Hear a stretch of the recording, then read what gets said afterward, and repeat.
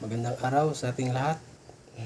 Meron naman tayong aalamin at tutunghayan na kasagutan sa mga tanong na paano ko makikilala ang mga bulaang guro o mga bulaang propeta.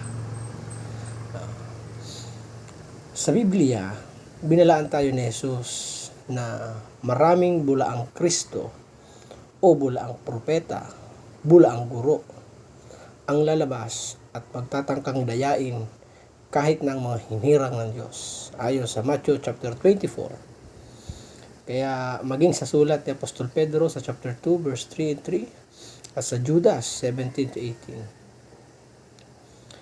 18. Ang pinakamagandang paraan upang bantayan ang ating mga sarili laban sa kasinungalingan ng mga bulaang guro o bulaang mga ngaral ay alamin natin ang katotohanan.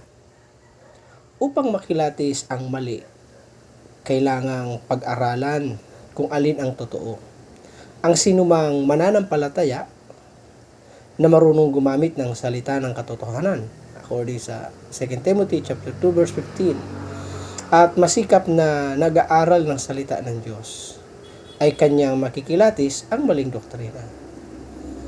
Isang halimbawa, ang isang mananampalataya na alam ang ginagawa ng Ama, Anak, at Banal na Espiritu. So, sa Matthew 3:16-17 ay madaling malaman ang doktrina na sumasalungat dito sa pagka-Trinidad ng Diyos. Kaya't ang unang hakbang ay pag-aralan mabuti ang Biblia upang husgahan ang lahat ng katuruan sa pamamagitan ng turo ng Biblia. Sinabi nga ni Jesus sa Matthew 12:33, sinabi ni Jesus na makikilala ang isang puno sa pamamagitan ng kanyang bunga. Kaya kung maghahanap ng bunga, narito ang ilang mga pagsusulit upang malaman kung naayon ba sa Biblia ang itinuturo ng isang mangangaral. So una, ano ang itinuturo ng mangangaral tungkol kay Jesus? So yan dapat una.